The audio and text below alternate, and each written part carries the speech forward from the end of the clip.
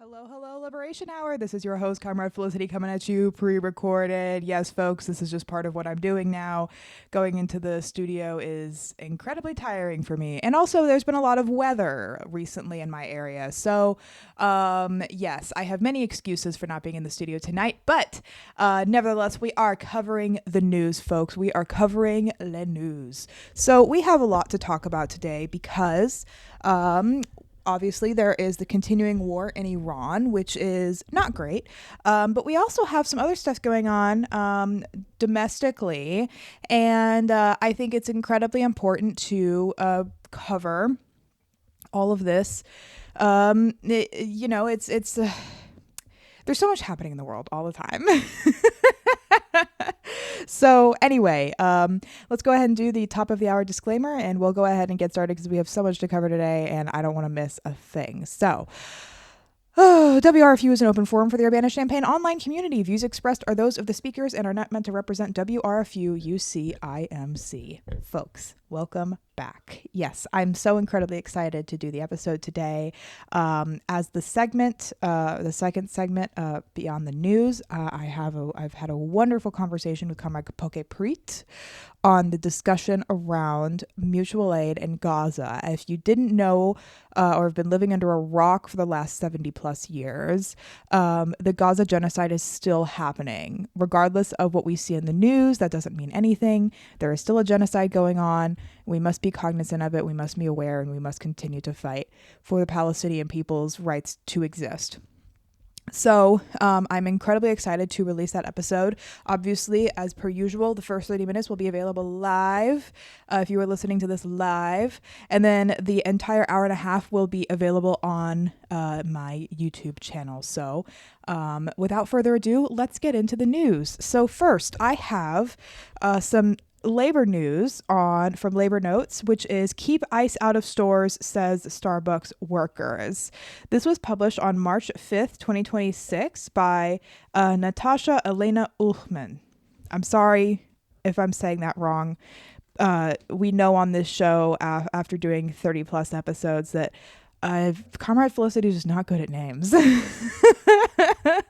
Funny thing, I used to always think it was weird when I was in school, when I was like, in like elementary and middle school, and I had teachers who would struggle with names and they'd be like, guys, I'm just not very good at names. And I just remember thinking, I just had like no concept of that. And now that I do now, that's for sure. But anyway, so let's go ahead and get into this article. So this is on, if you don't know, actually, the American Party of Labor does have a very close relationship with the Starbucks Workers Union. We are very dedicated to their cause, and I think that it's incredibly important to recognize what they are doing and the fact that, a lot of their grassroots organizing and on the ground stuff is incredibly important. My cat Zuko is playing with the cords next to me, so a little bit of rustling might ensue. But anyway, so let's get started. Let's read. So since more than 4,000 ICE agents descended on the city of Minneapolis, Starbucks barista Alex Rivers has tried to balance the exacting focus the job requires. Baristas are expected to write on every cup and complete every order in 4 minutes or less, he said, with the gnawing fear that agents could burst in at any moment. It became a fear of not if, but when, Rivers said.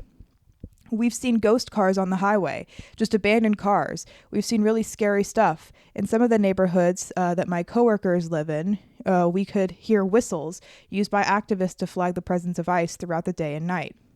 Mere weeks ago, in the suburbs of Minneapolis, ICE reportedly abducted a 17-year-old U.S. citizen from his job at Target before releasing him in a Walmart parking lot. He and a coworker, who was also detained, were both injured in the process. Minnesota State Representative Michael Howard told the Star Tribune on January, "We have minors in our stores, and I am terrified that is going to happen to them," Rivers said. On January 14th, Rivers and his coworkers marched on the boss to demand that Starbucks stop allowing ICE in their stores. Current guidance is inadequate. We are empowered to ask ICE agents to leave and only if they are harassing or disrupting business. Rivers said. For the sake of its partners and for the sake of its customers, Starbucks must follow hundreds of Minnesota businesses and forbid ICE from entering without a warrant. The company did not respond to requests for comment. Days later, workers at 6 unionized Starbucks locations in Minnesota held a one-day unfair labor practice strike in response to the quote, in response to quote, the company's labor law violations committed in recent months. Many joined the 50,000 strong ICE out of Minnesota march later that day. So, pausing quickly for comment there, I think it's incredibly brave and important of unionized workers to continue to fight for undocumented folks, as a slight against one sector of labor is a slight against all of us. We cannot forget this, and we must maintain our vigilance, and we must look out for our neighbors. I think that it's incredibly brave of these comrades to put themselves out there, put themselves on the line for this. More people need to be doing it. I completely and totally understand the fears and the just wanting to put your head down and get through things. But this is the kind of role models that we need to be following. Unions can be some of the biggest hubs and centers of resistance against fascism. But they can also be co-opted by the fascists to create a sort of labor aristocracy, and we cannot allow that to happen. And seeing these Starbucks workers have so much solidarity with undocumented people who are being kidnapped off the streets illegally and detained in what are essentially concentration camps. It's unacceptable. It's more than unacceptable, and it's something that needs to be more than called out. It needs to be fought against. So continuing with the article, other Starbucks baristas have since followed suit. Workers in Ann Arbor, Chicago, New York City, Philadelphia, Pittsburgh, and St. Louis have since held marches on the boss or other workplace actions demanding that ICE be barred from their work sites in the absence of a signed judicial warrant. Quote, it's very possible I've served a customer who is now being targeted by ICE, and that's not okay, said one worker who participated in a workplace action. They asked to remain anonymous due to their immigration status. It might not even be customers. There's plenty of immigrants who work at Starbucks.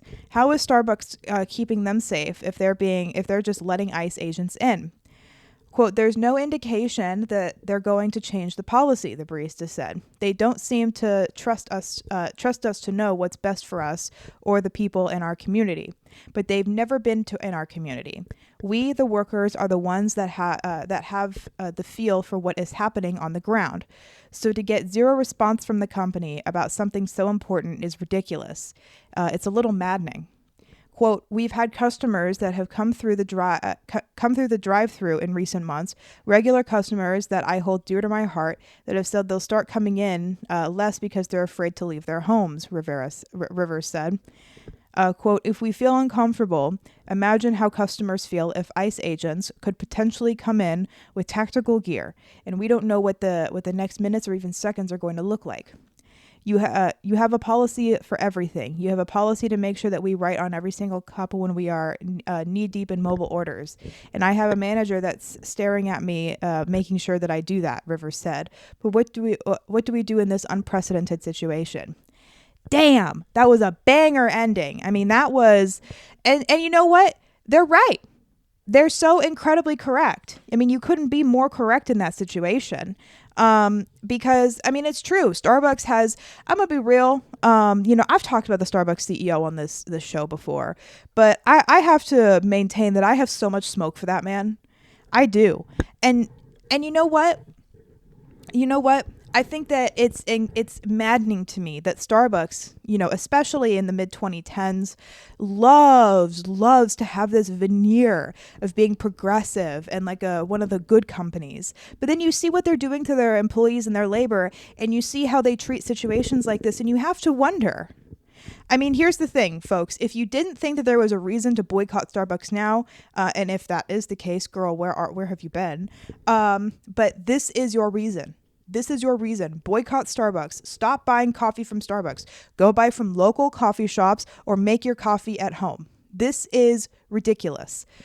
we cannot continue to give Starbucks our time, our money, and our energy when they continuously do these things. I mean, the workers at Starbucks are correct. And, you know, if you're going to support anything at Starbucks, you should support their labor unions. You should support the unions who are forming within Starbucks and just support them. Because here's the thing, if you really need that iced caramel latte or macchiato or whatever the heck it is that you get at Starbucks, at least support the union. Support the union as much as you can. Go out and canvass for the union. Go out and strike with the union. Support the union through strike funds. Do everything that you can to help support this union and help continue to push for progressive change, because that is how we win. You know, this is how we fight. And so, yeah, that was that's that story. So let's go ahead and move on to what's going on over in Iran. So, oh my gosh, this is a live update situation. So we are monitoring the situation, folks.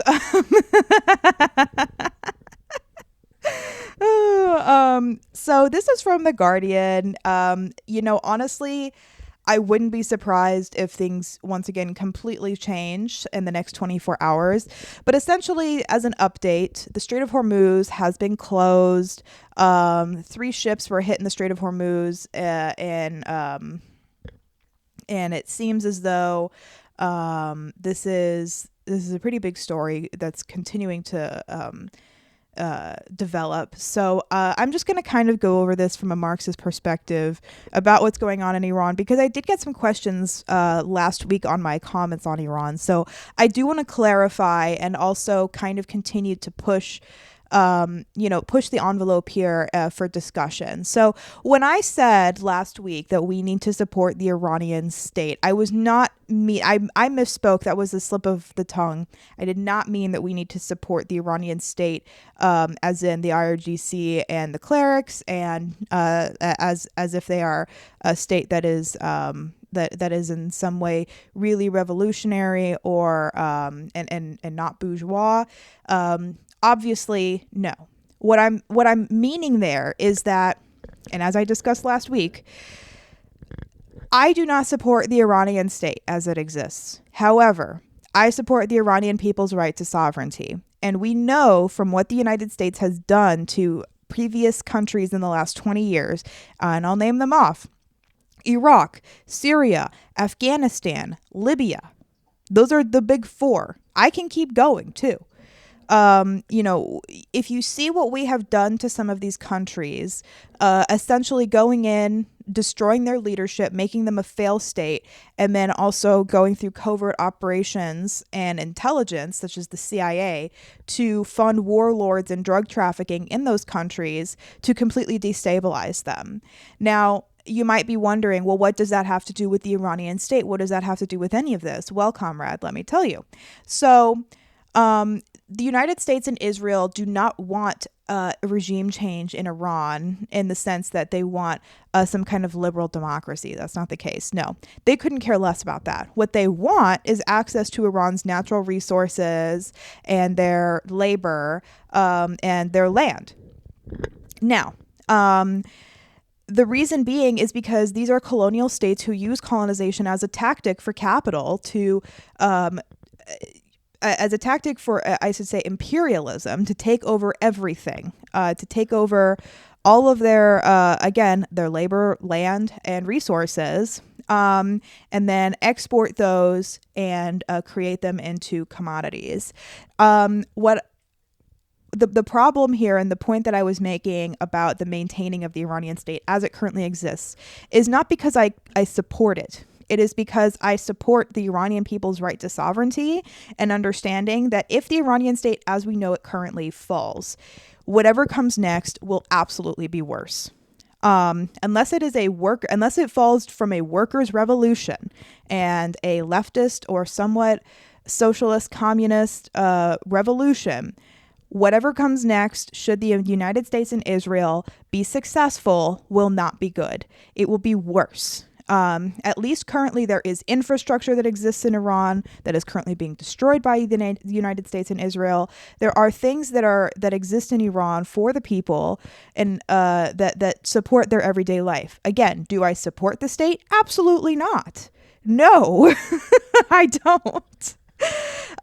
But I think it's important to put these situations in context. We cannot always review theory as our obviously theory is our guiding light, but we have to understand the context and the nuances of a situation and realize that everything that the United States and Israel is doing currently are for the efforts of colonization of the region, to create a greater Israel, ergo to create a greater United States.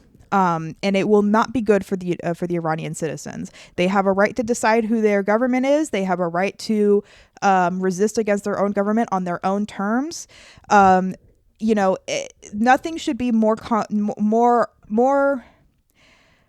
There should be no bigger evidence about what the United States and Israel want to do than the fact that, sure, they say that, oh, we just want women and girls and women's rights and blah, blah, blah. Well, why did they blow up 160 schoolgirls then? Answer me this. Why did they blow up 160 schoolgirls? I'm not talking about Israel. Israel didn't blow up 160 schoolgirls in Iran. Well, they have blown up other schoolgirls, but they did not do that. No, that was the United States. We did that. I mean, not we. I didn't do that. I did not do that. The United States did that. The United States dropped a bomb and murdered a bunch of middle schoolers. So much for women's rights and women and girls' rights. And I think that I did make this point to a comrade privately at one point, but I do want to state this publicly.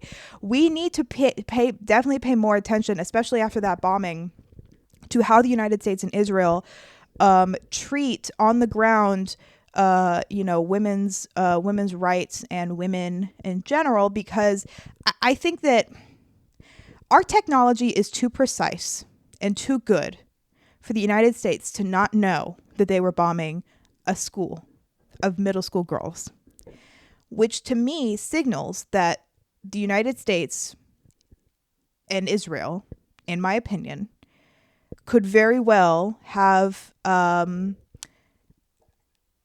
could very well attempt and carry out a femicide against women and girls in Iran. I think that the fact that they targeted a school, and it was, it's mind-boggling, honestly. But they're targeting who they're going after, all of these things. I think we need to especially pay attention in the coming months to how institutions for women and how women and girls are treated by perhaps on the ground troops that might be deployed, but also in situations like this, like once again, bombing of girls' schools, bombing of institutions meant for women, the treatment of women on the ground, the treatment of women in the media. It's incredibly important because I do fear that the United States and Israel are using this as an excuse. The IRGC and their own oppressive laws against women as an excuse to then go in and do the same thing and then not get held accountable because you can't say no to a country with nukes. It's disgusting. It's terrifying. It's so many things. And I just, I wanted to make this point about femicide and the possibility of it becoming a tactic used by the United States and Israel because, it's not the first time. And, I think that it's especially insidious considering that they are using the emancipation of women and girls in Iran as a talking point and a justification for what they're doing currently, which is just especially disgusting and horrific. So please, please, please, as we continue to follow this story week by week, and as you follow it on your own independently, pay attention, pay real close attention to the rhetoric, but then to the actions, and realize that the United States and Israel, that capital, more than anything, capital is capable of doing such incredible evils for its own self-preservation. Remember this. Understand this. They are not above anything. Nothing at all. And so I I bring up the term femicide specifically because, we know that the United States and Israel do not have a good track record with their treatment of women. And this bombing of this school is tragic, to say the least, and it's helping nobody. Those young girls should still be going to school. They should be at home with their mothers and their fathers and their siblings. They should be out playing and discovering the world and living their dreams and their hopes. But they aren't. They're dead. And they're never coming back. And we need to hold our government accountable for that. That alone should be reason to topple this government. They just killed 160 middle school age girls. If Iran had gone and bombed a middle school in freaking South Carolina, or some kind of or bombed a preschool or a daycare, we would be going to war. We would probably nuke them. So why is it okay when the United States and Israel do it? Riddle me this. That's I mean it's just okay. I can only talk about this topic for so long before I become too let's move on. So the last story of the night is Leavenworth, Kansas relents and will allow a private prison to reopen and house immigrants. Oh boy. So this is from the Associated Press. This is, by Heather Hollingsworth and John Hanna. This was March 11th, 2026, which is today, and it was just updated probably about 2 hours ago. So we have a lot to unpack here. So this is the private prison in Leavenworth, Kansas is called CoreCivic, if you don't know. And yeah, there's a lot to unpack here. So let's get into it. Topeka, Kansas, Associated Press. Kansas town known for its prisons is allowing a shuttered private prison to reopen and house immigrants detained for living in the U.S. illegally after a nearly year-long legal fight amid a massive national push for new detention centers. The city commission in Leavenworth on Tuesday approved a permit to private prison operator CoreCivic. Members voted 4-1 to approve a 3-year permit with conditions that set minimum staffing levels, ban the housing of minors, and provide for a city oversight committee. Just gonna jump in there real fast. Don't mean to jump in so early. This whole city oversight committee thing, yeah, that doesn't mean jack. That doesn't mean anything. Knowing how these situations always end up going, the people on that committee are probably going to end up being constituents and of CoreCivic, and they're going to end up being people who are, to say the least, sympathetic to their goals. So don't hold your breath on that one. Continuing, quote, if they don't follow those guidelines, we can pull the permit, Mayor Nancy Botter said before the vote. Yeah, okay, lady, sure. Yeah, that's going to happen. Then 1,104, the 1,104 bed Midwest Regional Reception Center is 10 miles or 16 kilometers for the Europeans in the chat, west of the Kansas City International Airport. CoreCivic, one of the nation's largest private prison operators, said the center will generate $60 million annually once it's fully open. Oh, this is so disgusting. Let's see. Leavenworth, Kansas sued CoreCivic after it tried to reopen the shuttered prison without city officials signing off on the deal. The legal battle played out in state and federal courts, with the Department of Justice siding with CoreCivic in legal filings. The department argued that the city was engaged in an, quote, aggressive and unlawful effort to, quote, interfere with federal immigration enforcement. It appears to be the only such legal battle nationally to delay a private prison from opening amid President Donald Trump's push for mass deportations. The city argued that requiring a permit would prevent future problems, while CoreCivic maintained that it didn't need a permit and that the process would take too long. Leavenworth was an unlikely foe because the GOP-leading city's name alone evokes a shorthand for serving hard time. Prisons employ hundreds of workers locally at 2 military facilities. The nation's first federal penitentiary, a Kansas correctional facility, and a county jail, all within 6 miles, or 10 kilometers, of City Hall. CoreCivic stopped housing pretrial detainees for the U.S. Marshals Service in its Leavenworth facility in 2021. After then, President Joe Biden called on the Justice Department to curb the use of private prisons. The American Civil Liberties Union and federal public defenders said inmates' rights had been violated and that there were stabbings, suicides, and even one homicide. Jumping in here real fast. Yeah, prisons are where the rights of people go to die.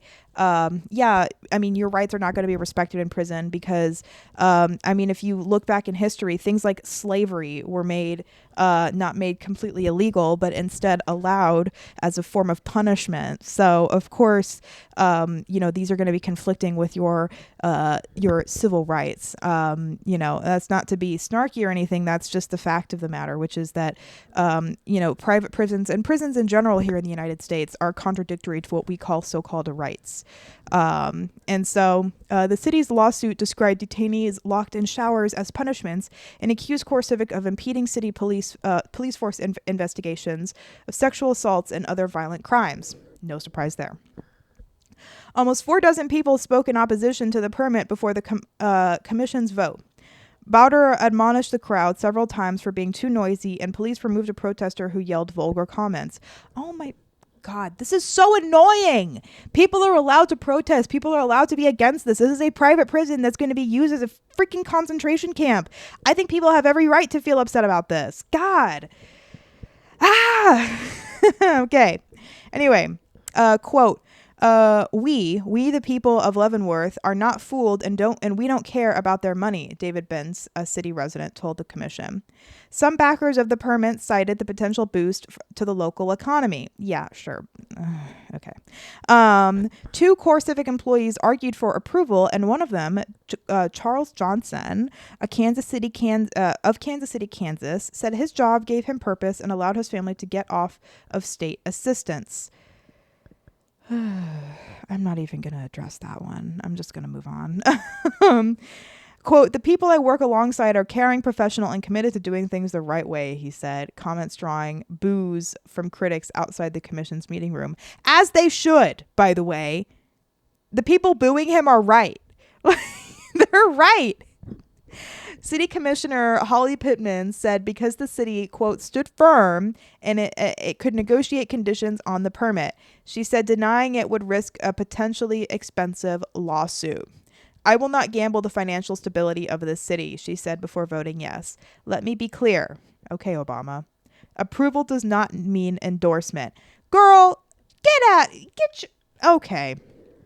Okay, so in the last 3 minutes that I have to discuss this, all I'm going to say here is the people protesting the opening of this prison are correct.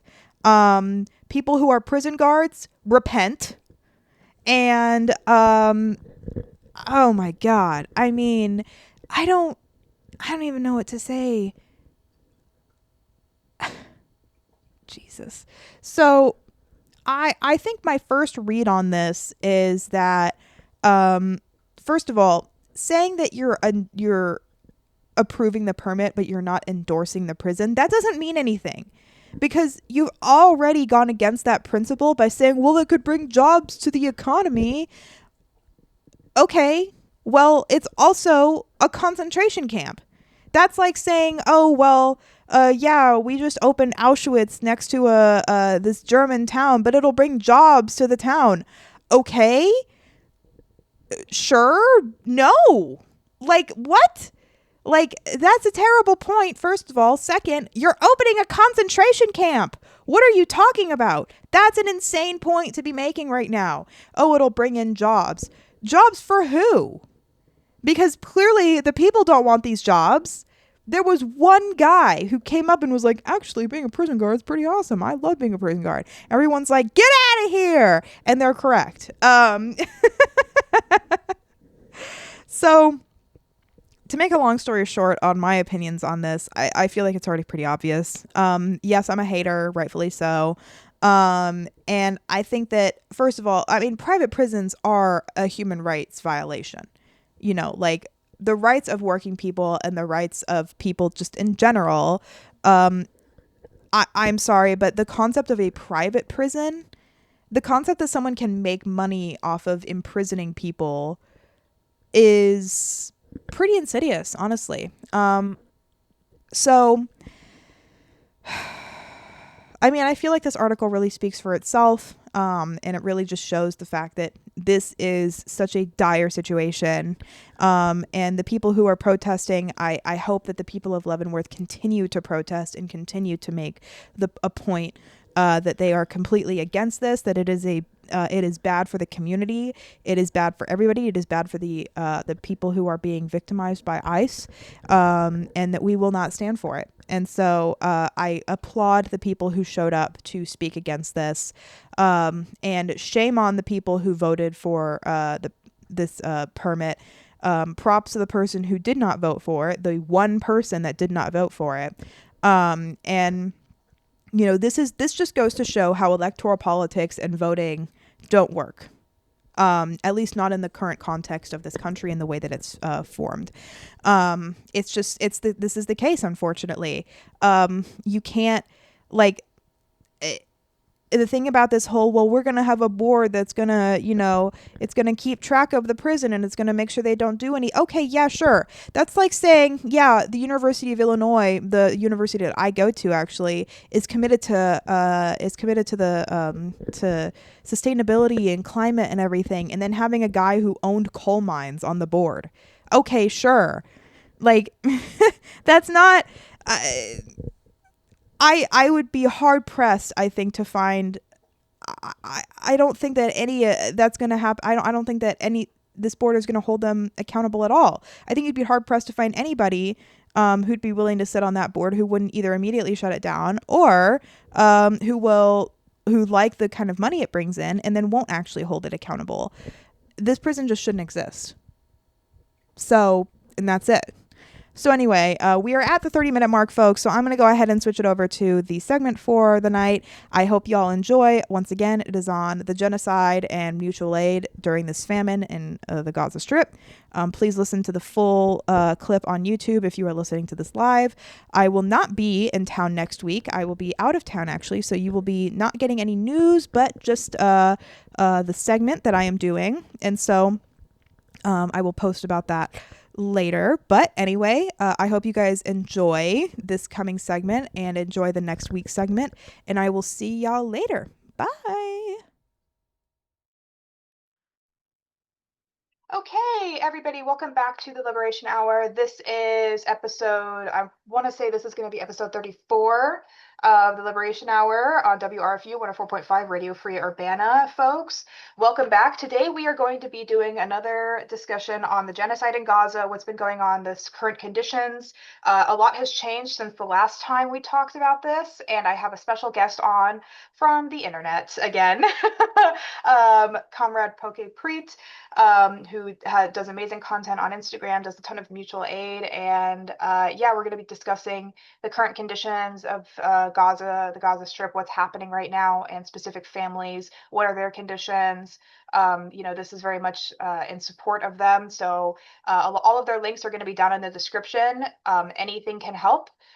Please support. And yeah, Comrade, if you want to give yourself an introduction.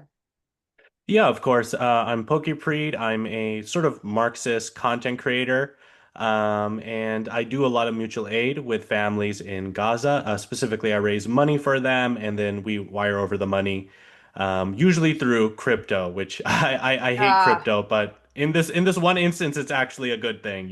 So, right. and yeah, so that's pretty much what I do. Awesome. Yeah, and I wanted to ask to get this started off, what are people dealing with in the Gaza Strip right now? I know that there's this whole ceasefire thing going on, but that's not really the case.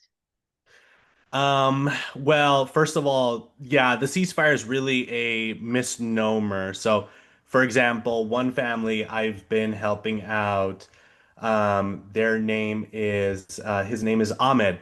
He's a Mm. father, and I think like 3 days after the ceasefire, his father, his kid's grandpa, he was killed by a missile.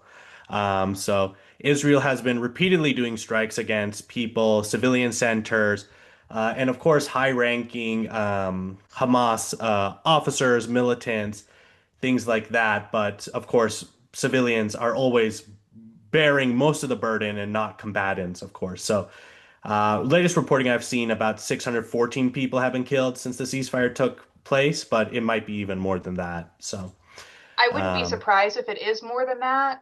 It's hard to get good numbers on what's going on right now because the infrastructure is so decimated that, I mean, we don't even really know how many are dead. We know it's in the high thousands, like hundreds of thousands, but we don't really know the exact number right now. yes, the situation is apocalyptic, of course. Israel has destroyed everything in Gaza. So basic health infrastructure, roads, houses. And while it certainly has backed off a little on its strikes on the Gaza Strip, what's been left behind is a society where people cannot find work. Food is still hard to get, even though aid has been allowed in very limited areas. Basic food stuff still costs twice as what it did before the genocide. So that's a big thing that our families are dealing with right now, especially during the holy month of Ramadan. Hmm. People are having a hard time getting groceries for iftar and things such as that. Right. And I feel like the reporting has not been very consistent. I feel like, sorry, my cat keeps jumping up. You know you're not allowed up here. For repeat listeners, they all know that my cats love to come over and disrupt. Always at the So worst time. always Always at at the the worst worst time. time. Yeah, Yeah, yeah. my cat Zuko wants to be right in my face, and I'm like, you can't do that right now, dude. You um, know. but yeah, I feel like there's been, I guess, I mean, we can't really rely on mainstream media reporting for this because it is so biased towards Israel. And there's a lot of pink washing going on, as we know, about the genocide and trying to justify it. And this has been going on since October 7th and since before then. But I feel like the conditions for Palestinians have obviously gotten incredibly dire. I know that tents are flooding. Is that true? There's been a lot of reports of tents and like flooding happening and the spread of disease. Do any of the people that you do mutual aid for or with, I should say, what are those conditions like? Do you know anything about that? Yeah, these were issues around, I would say, December, January. That's the main rainy season in Gaza. Right. So the weather's gotten a little bit better. You know, it's getting hotter now in spring. So flooding is less of an issue. What is a big issue is that because medical infrastructure is gone, and then also Israel purposely blew up water treatment facilities. And mind you, before this, before the genocide in Gaza, Gazans were already heavily limited in their water usage. Israel was already putting a strain on their infrastructure, and they didn't have enough clean water already for their 2 million residents. Because of that, disease has been spreading rapidly. So what they're getting is they're calling them super viruses, but what medical people are saying, well, medical people I've talked to, as far as they understand, what they're saying is it's mostly just due to weakened immune systems. People aren't getting Mm. enough kilocalories in. When you have less kilocalories in your diet, your immune system is weakened. And of course, stagnant water and no good sewage is just breeding all of these diseases.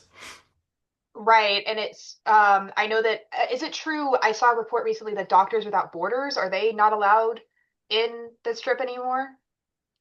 It's up in the air right now. Israel is requiring them to get permits that would have them list all of their active members within the Gaza Strip. And of course, Doctors Without Borders is fighting this. And the reason they're fighting this is Israel can easily use these lists of volunteers in the Gaza Strip. And this is for every organization, by the way, now. So if any international organization wants to operate within the Gaza Strip, they have to provide a list of names of their operatives, Hmm. like people who do volunteering work. What the fear is that Israel is going to use these identities to start targeting aid workers, which is not above Israel's, you know, actions, possibility. We've already seen them In do it fact, once. yeah, it's no, it's more than likely that they are going to use these to strike these aid workers. So it's up in the air right now if Doctors Without Borders will be banned, but I would err on the side of it's going to be, right now. Yeah, no, I mean, we know that with the murder of Hind Rajab and the everything that went down with that situation, we can see how willing Israel is to just shed as much blood as possible. to destroy Palestinian life in any way, shape, or form. And this has been going on since before October 7th. We know that. Um, I think that, with the health infrastructure the way that it is, we could see mass outbreaks of things like, I'm sure things like cholera have already become a problem, and dysentery, things that in the 21st century we did not think we'd be dealing with, correct? Yeah, yeah. Well, I have not heard of cholera Okay. outbreaks yet, but what we're really seeing is just normal things like the flu being super bad in Gaza. Like they hit Gazan residents a lot harder than they would with, us because obviously we have a very robust health infrastructure. Yep. Um, in other places. And the situation is apocalyptic, I would say. I mean, what's happening in Gaza breaks down even like a common Marxist analysis because nobody in Gaza now, very few people in Gaza now are even wage laborers because all Yeah. work has been destroyed. Society's been destroyed. Yeah, and I think that it's pretty fair to say at this point that Israel is going straight for the jugular. They want everybody out, regardless of if that means killing everybody or displacing them to other countries. This it's I mean it's horrific what we're seeing. And I feel like um, what are in your experience with the families that you're working with, how many times do you think have they had to move and continue to move around? I know that things like, and just access to things like tents, aren't they having to like pay egregious amounts of money for that? It's become a situation where they're just like constant, there's like no stability at whatsoever. Um, that was a much more common issue before the ceasefire. With the Right. ceasefire, tents have been allowed in limited capacities. I would say the average amount of times the families I work with have been displaced would be 3 to 4. Hmm. So Okay. Israel was pushing them all. A lot of the families I work with are from northern Gaza. Israel was pushing them to southern Gaza mostly. Okay. And so they were continually being told to go to this place. This is a safe city. And then, of course, Israel starts bombing said safe city. And so it was further and further displacement. And then now people have started returning back to the north of Gaza. Of course, there's still a yellow line. Mm. So people cannot access their homes, but they are sort of back, sort of nearish their homes with tents. But there's nothing much left there for a lot of them. No, yeah, and remind me, is northern Gaza where the Rafah crossing is? Is that what it's called? I'm not too familiar with the geography of the Gaza Strip. The Rafah crossing, I believe, is more in the middle-ish, but you Okay, could sort of say north. Yeah. yeah, got it. I'm gonna pull up a map on my phone real fast because I want to make sure I'm looking at this correctly. And it seems like, the displacement, yeah, I'm seeing where, okay, so it's like, oh my gosh. Yeah. No, I would say, how many families on average are you working with currently? So the number does change because some campaigns have very specific goals. And then some campaigns end early due to obviously like debts and just not needing anymore. Right now, I would say I am actively working with about 20 families and then passively working with about 60 in total. Mhm. Yeah, and what is like the number one thing that most families that you are working with asking for, other than obviously monetary donations? What are the things that they need the most at the moment? Right now it is just food. Obviously, it's the holy month of Ramadan, so many are practicing fasting. So many, and also groceries are expensive, like very expensive. So these are big issues. Other than that, what they really need more than anything is permanent housing. And the only way I think we can bring that about is just international pressure onto Israel and onto our own government to get more aid into the Gaza Strip. Right. Yeah, it seems as though, with the ceasefire, Israel is still launching offensives against Gazans, even though there haven't been any real credible threats. I feel, or from what I've seen, I know that Israel, with their a lot of the like the lines that they have laid out saying like this is the yellow zone and this is like the red zone and this is where you can't go and everything. Um, it's kind of a nebulous thing because they're still killing Palestinians within the zone that they're supposed to be in regardless. Have you had any families that have unfortunately passed away in the middle of their campaigning for help? And how do you deal with that? I could only imagine how devastating that has to be. Yes, we have had mostly babies in families pass. So I will give you the link tree and GoFundMe's of especially the families that have lost children. Usually Hmm. these children were either disabled or they were not able to get enough aid and food. The way that I deal with it, obviously it's sad. I do cry. And then I just sort of focus on things that are within my control, which is just getting these families, especially as they're grieving, more aid. And there is a language barrier, so things do need to be translated, but you can still try your best to comfort people. Just because a lot of people in Gaza, as much as they want, they need money, they need material things, they also just want somebody to listen to them.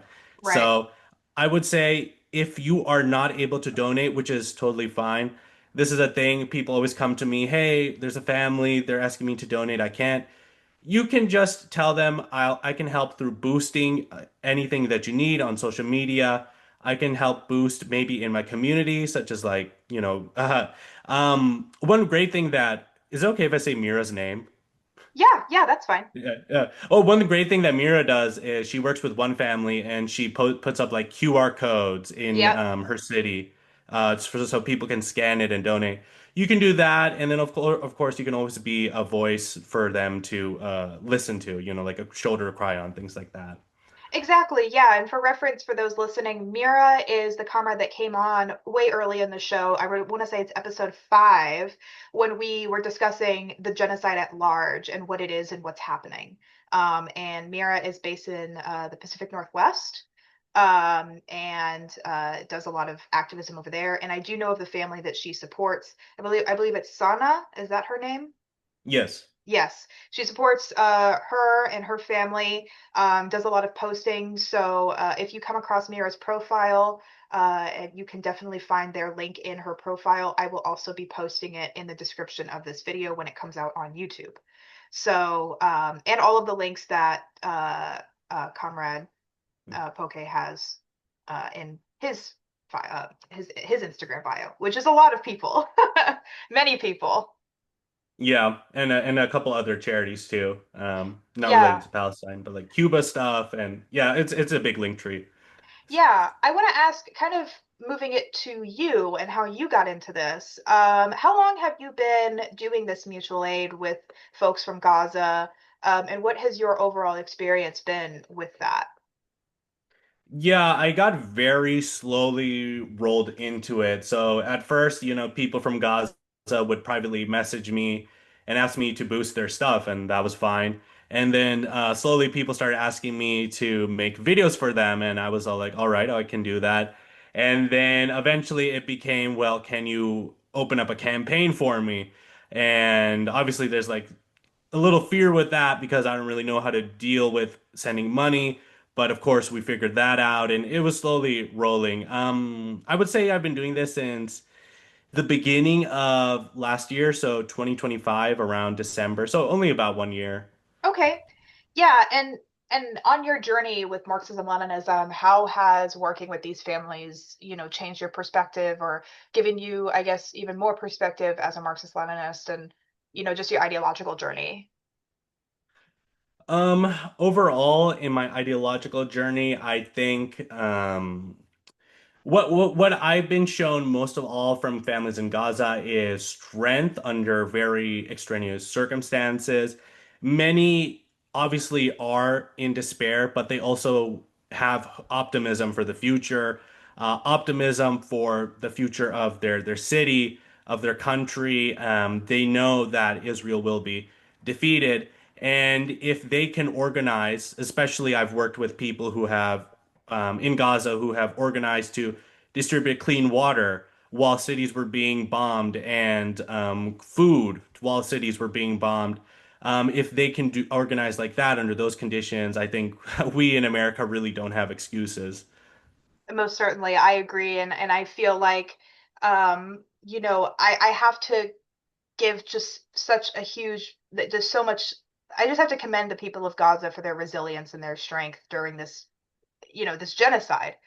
Because I mean, it is so. I don't know what I would do is the thing. Like I think about my own self in that situation, putting myself in that situation, and I can only imagine living my life under siege. I mean, it would take all my strength to try to get through something like that. And I can only imagine we've seen the videos coming out since October 7th of the massive bombing campaign and genocide campaign that Israel has been, using against the people of Gaza and the Palestinians.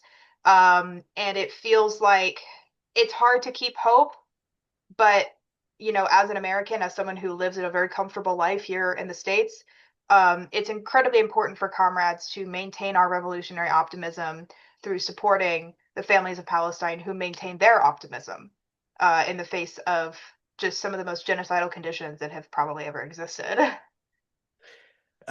Yes, and also there is optimism in that Palestine is now global. It The is. movement is now global. It is on everybody's mind, and capital is very in a very tenuous position right now, I would say. They are very getting very desperate. And of course, while I don't think the fall of Israel will be the fall of capitalism necessarily, Israel is one of the major arteries of all global capitalism. So certainly it will be a major blow, and I'm confident that that colony will fall. Me too, and I think that it's an. I actually just recorded this episode. It will be out by the time that this one's out. But I just recorded with an episode with Venture Capital Status, which is a small group based out of Chicago who does research on venture capital and what they're doing, and specifically the Network State Project and American Dynamism, and what a lot of billionaires are currently trying to do.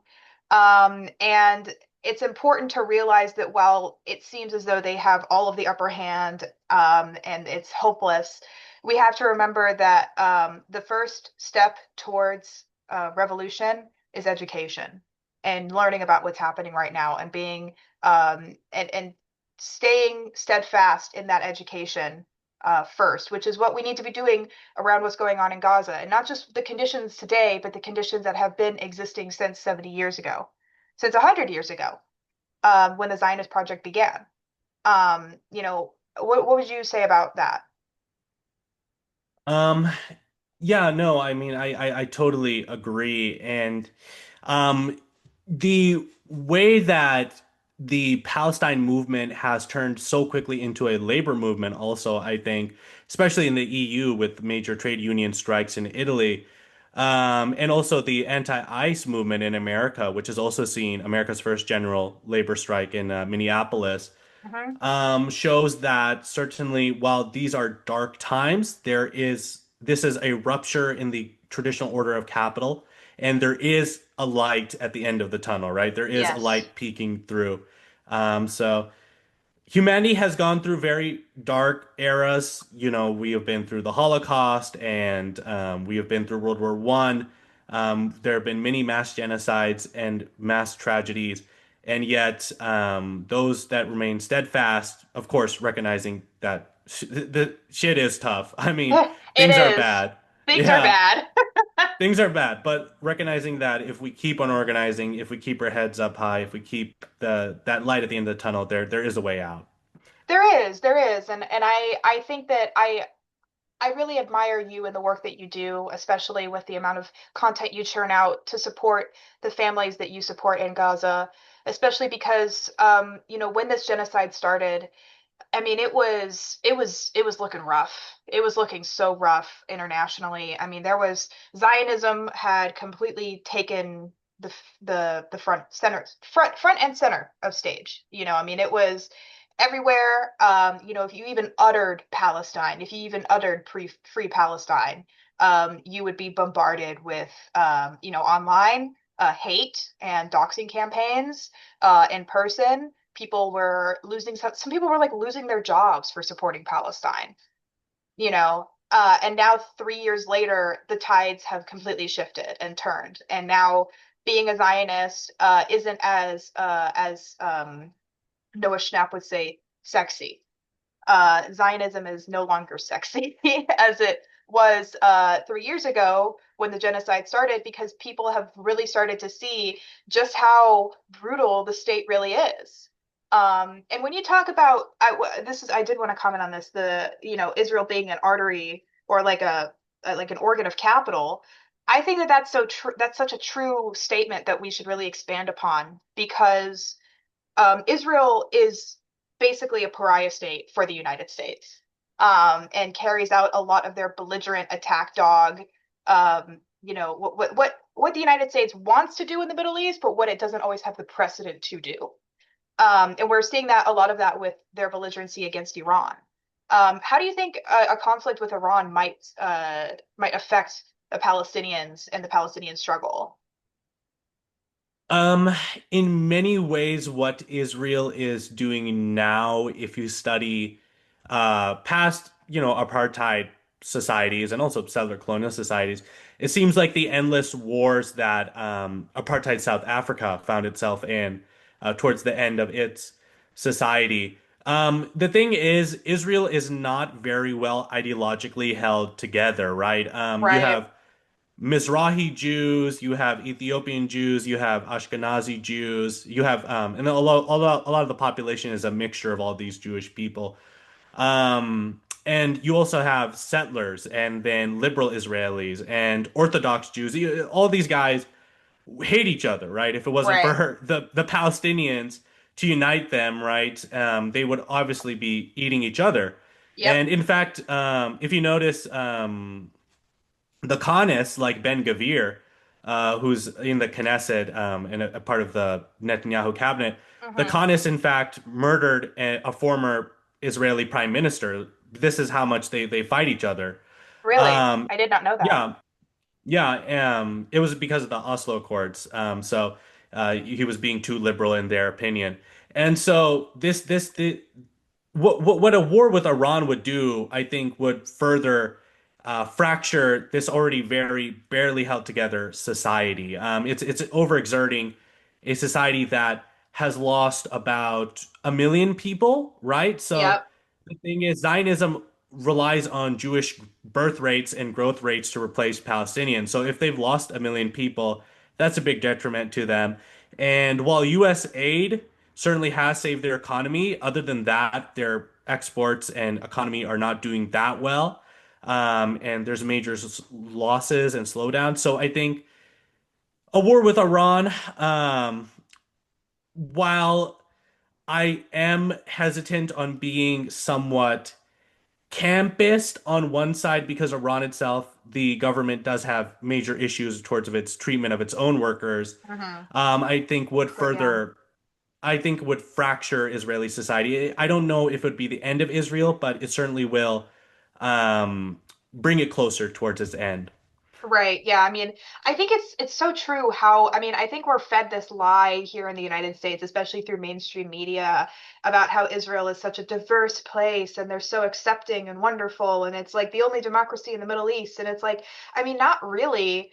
Like it's actually a pretty like, as you were saying, it's barely held together.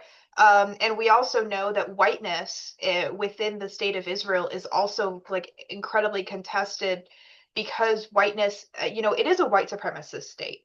And there's been a lot of tensions around who is considered a Jew in Israel, who is considered Jewish and who is not, and who has rights. Because the thing is that when you have a state that legalizes second class citizenship, well, who falls into that? It becomes an exclusionary situation. And as you were saying, this is eventually things are going to turn in on themselves, because you can't continue that. It's a very unstable situation. And I think that, it's one of those things that, there's only going to be more loss of life before there is going to be any kind of solution. And I think that that's not only incredibly unfortunate and sad, but it didn't have to be this way, is the thing. This was a colonizer's like project. And it's I mean it makes me incredibly sad, honestly, to think about this, and to know this, because I mean we know that Ethiopian Jews were initially not accepted into Israel and have to go through a lot of hoops and barriers to even be allowed in Israel. And so I don't know, the concept of white supremacy in Israel is so interesting, and so destructive. Do you have anything you want to add to that? Yes, I think I would actually give you a little bit of a pushback Right. because Israel is not a white supremacist state, it's a Jewish Mm. supremacist state. It's a And good, yeah. while certainly Ashkenazi Jews are treated better, a lot of the population is mixed with Mizrahi Jews, which are Arab Jews, mostly from Morocco, and North Africa. And so, yes, Israel has not euthanized, sterilized Ethiopian Jews, and yet Ethiopian Jews within Israel are its strongest defenders, the strongest Right. defenders of Zionism.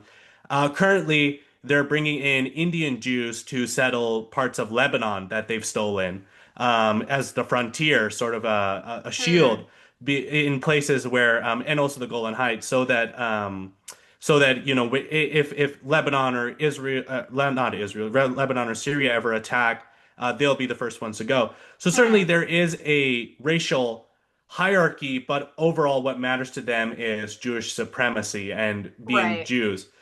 What there is division along is tactics, various political groups, and the two classes in Israel.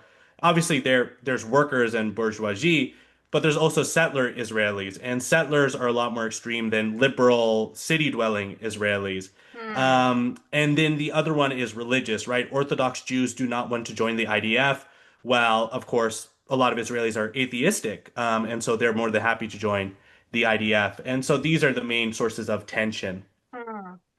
Yeah, I think, yeah, let's reframe around the class analysis. And I really like that your critique around my framing of white supremacy in Israel, because I really didn't realize things about the like the Indian Jewish population and the Mizrahi Jewish population. So I appreciate that clarity.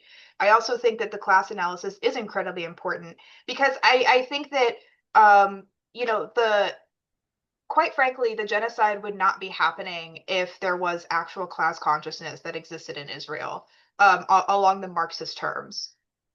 Because international proletarian, the identity of international proletarianism is what matters overall. Even though we do understand that there are intersecting identities and that many people have dealt with different barriers depending on that, we also understand that what matters above all is the class analysis and understanding how class works. Um, what is class society like in Israel from your vantage point and what you've seen of their situation? Because you talked about the settlers. This seems like a very interesting situation.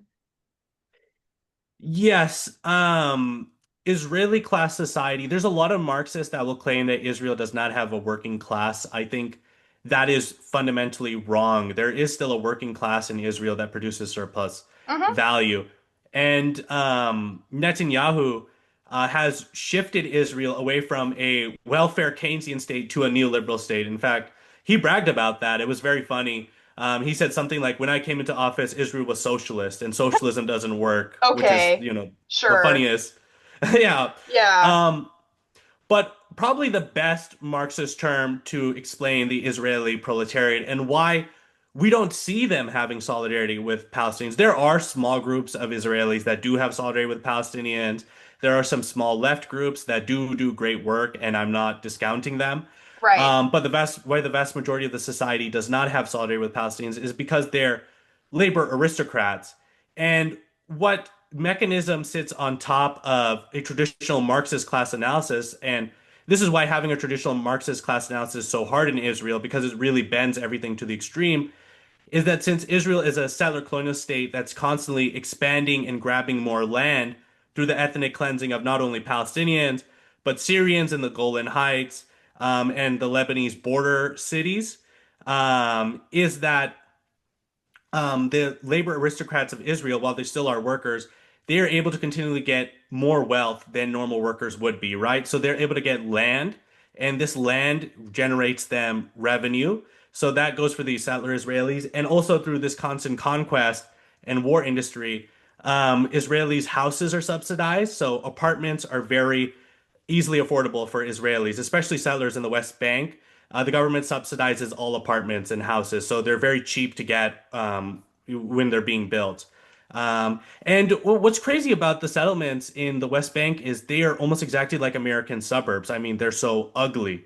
It is really Oh truly, no. They yeah. couldn't even have some swag with it. It's gotta be, No, that sucks. no culture whatsoever. There's no culture in what they're building. It's just American. It's Damn. American style suburbs. Yeah. That's Um, unfortunate. yeah, it really is. Um, So this really stops Israelis from having the traditional proletarian internationalism. And I have gotten into arguments with Marxists that say, well, we shouldn't support any national liberation, such as Palestinian national liberation, because that is bourgeois also. We should just Um, support, what? the inter. Yeah, yeah, yeah. I have gotten into argument. Well, it's online Marxist, obviously. Yeah, the Twitter Yeah, yeah, leftists. yeah, yeah, That's crazy. They yeah. But it.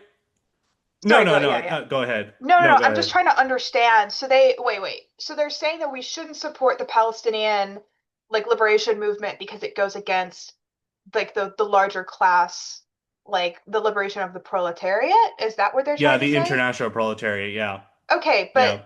at the same time, they are literally resisting against colonizers, which is a tool of the bourgeois class. Colonization is a tool of the bourgeois class to further suppress the proletariat.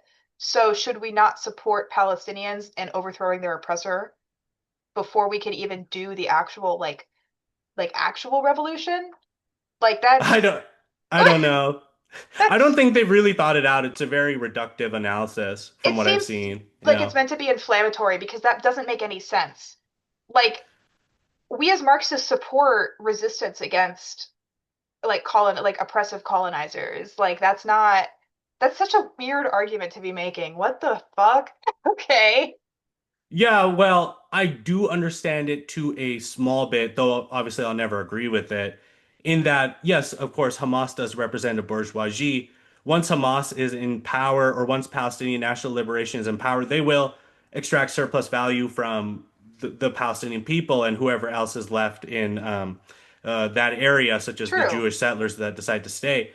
But in essence, if you really do study Israeli class society, the idea that these people can ever be incentivized to have international proletarian solidarity, while the mechanism of apartheid settler colonialism exists, is crazy.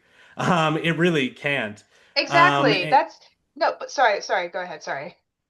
yeah, and so that's what I argue essentially is that until this mechanism, which sits on top of a traditional class analysis, which is why I keep on saying it bends really Marxist analysis to the extreme, until this mechanism in which Israelis are continually able to get more land, Israeli proletariat, and also loot, colonial loot through subsidized apartments, and also this is crazy. Israel pays families about 3,000 shekels per child that they have, a Wow. government stipend. Yeah. Until things like that are stopped, there cannot be an international solidarity within the Levant for an international working class uprising. That's yeah, and it feels like oh my God, that's yeah. It feels. I mean, this is just so crazy to try to understand because of because of how, as you said, it bends the Marxist analysis to the extreme. But it feels as though because I mean, it's like saying that you're not going to support Palestinian liberation because it's not a true proletariat movement is like saying, well, I'm not going to support the liberation of South Africa and South Africans who literally live in like live under apartheid because it's not the proletarian revolution, but it's like okay, but we're still trying to support people who are under the thumb of capital because that's what this is. That's what the system of apartheid supports. So would you not want to bring that down so that we can create like why wouldn't you want to bring down the system of apartheid? Is the thing. Yes, not only that, but even though the bringing down of apartheid in South Africa did not essentially alleviate income inequality, especially white South Africans still hold the majority of wealth. Absolutely. It is so much easier now in the post-apartheid South African society to organize black and well, I'm sorry, but African and white South Africans and black South Africans um, along class lines than ever. With this structure gone, with the apartheid structure gone, the white working class and the black working class work together so much easier when it comes to class struggle now within South Africa.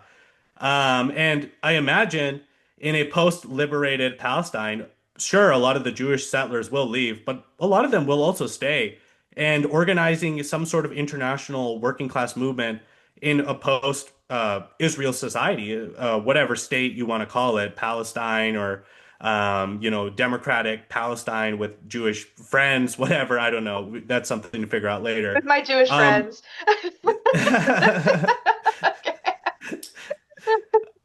I love that. um, whatever it is, once this system in which Israeli proletariat are able to continually get loot is stopped and dismantled, it'll be so much easier to organize Israeli proletariat, Palestinian proletariat for an international sort of class uprising. And so, no, I mean, I find their arguments very reductive. I don't think they have spent enough time studying the economy of Israel or the economy of Palestine. Instead, what they're making is very overarching statements that, yes, would make sense in a different context. Like, sure, It would in make an sense. inter-imperial, Oh, sorry, go ahead. well, I'm sorry, but like in an inter-imperialist war, sure, like in World War One, we wouldn't support either side. But in the context of a settler colonial society like Israel, it makes no sense. Yeah, no, exactly. And I think what you said is so true because it's like the mechanism of apartheid is literally physically keeping people separated. And so like the act of organizing is so much harder. And there's also like the policy of like Jewish supremacy and the concept of a second class citizen. It's not like here's the thing, it lacks a conditional assessment. It lacks assessment of what is literally happening right now. What are the conditions? What are the levers of power? Who controls that? If it seems as though like there's no assessment of what is actually going on. I would say like, yeah, we should definitely support a liberation of the Israeli proletariat, but like we can't really do that when Palestinians are living under genocidal conditions. That's not really looking at what their conditions are right now. Um, and trying to further like the liberation of Palestinians under from apartheid is not going to stop the forces of capital, but it is a start towards getting people organized so that Jewish people, Palestinian people, all people of the region can come together through international proletariat, through the concept of international proletarianism. And so I think it's a very short-sighted assessment to say that well no we can't do like Palestinian liberation can't come first. It just has to be proletariat liberation. And it's like, okay, but like these people are literally in like apocalyptic conditions. How do you face that first? Because these conditions, people are literally dying right now. Like that Uh, sorry, yeah, go ahead. Yeah, no, I mean, absolutely. I would say it's a very mechanical reading of the situation where, obviously the base and superstructure play into each other, but it's simply just looking at the base.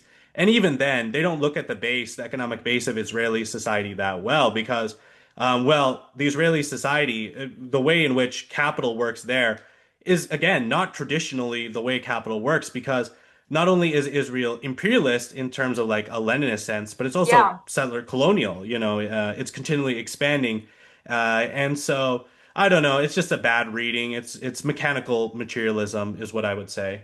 Yeah, no, that makes sense. And I would also say that I don't know, I think that it's the fact is that Israel is a pariah state. The United States controls so much of what is going on there. And if it wasn't the United States, it would probably be another larger imperialist power like Russia, who also has a very like strong connections to Israel and has interests in the region.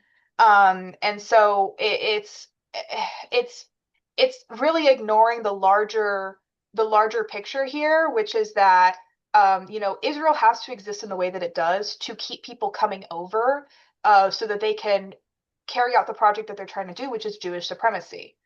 And so there has to be a sort of subsidizing of the lifestyle to get people to come over to begin with. If you're just doing straight up blatant,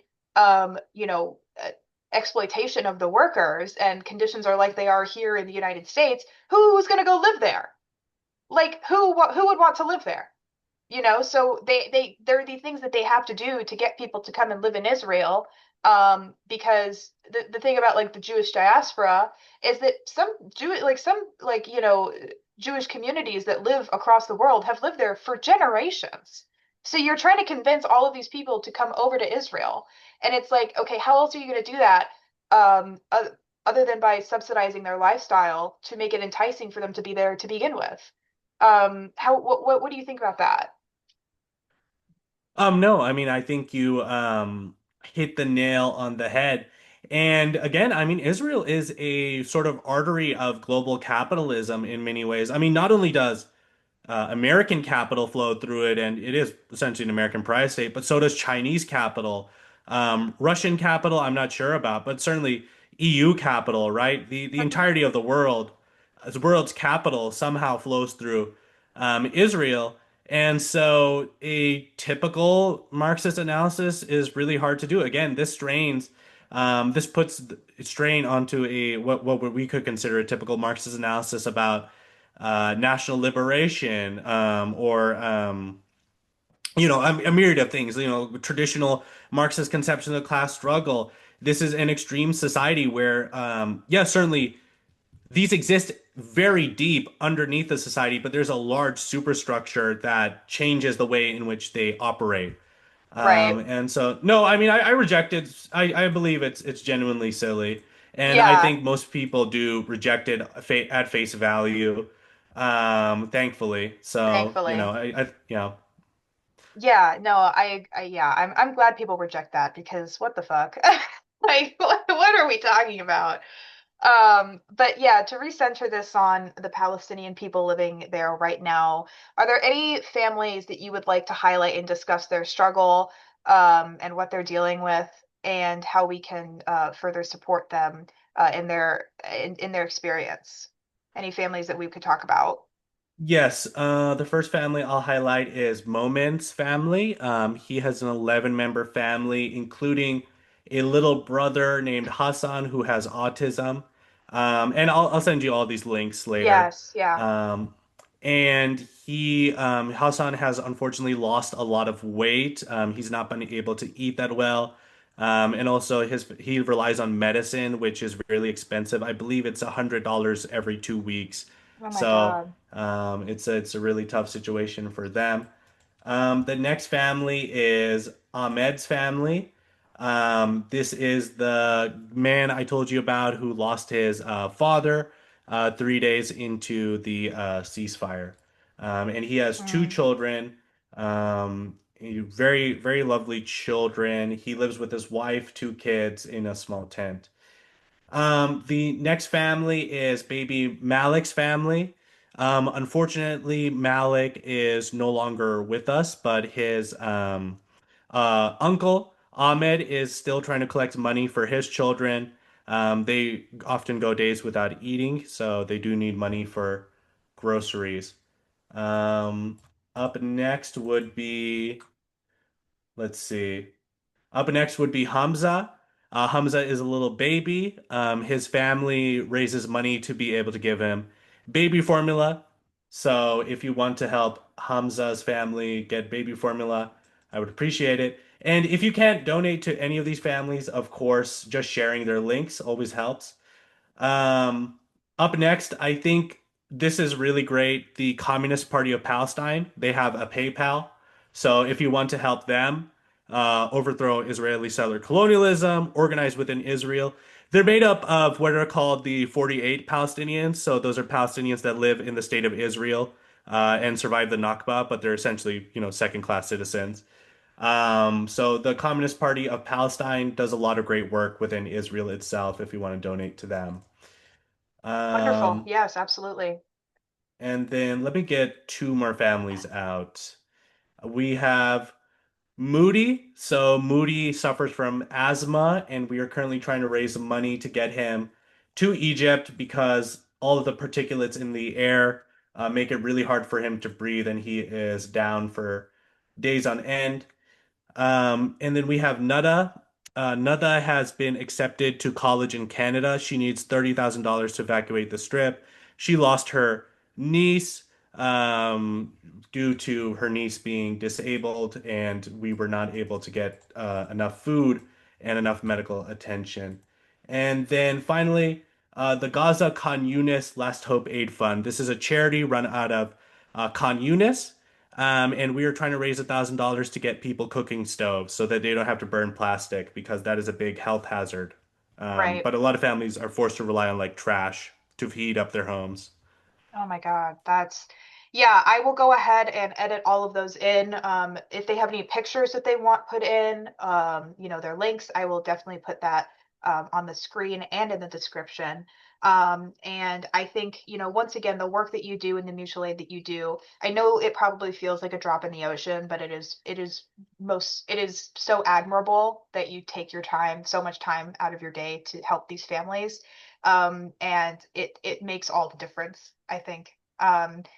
Making these connections with individuals living in the strip is so important. And for folks listening, if you have any extra time to reach out to these folks, have real discussion with them, talk to them about their lives. I know there's a real language barrier, and even if there isn't, trying to reach out and be a friend and a comrade, I think can really make a difference in people's lives. Even if you don't have any money to give, I would say it's it's something that really helps. Is there anything you wanted to add to that, comrade? Yes, of course. It's okay if you don't have money to tell Palestinian families that I cannot donate, but tell them you can help them out in other ways, such as boosting their campaigns on social media. Perhaps you can do what Mira does, which is amazing, which is QR codes around the city, just printing them out. And of course, always being a shoulder to cry on. We're in an ever interconnected world. If you can find a local Palestinian organization such as Palestinian Youth Movement, um, or even just a communist party, which is always preferable. That does Palestine work. Go do that. And we are all human. We all rely on each other. Without mutual aid and helping out each other, capitalism would be a lot worse. So help Yeah, out each other however you can. Yeah. conditions would be a lot worse. Yeah, well, thank you so much, comrade, for coming on the show. I so appreciate it, and I hope to have you on again. I'm going to go ahead and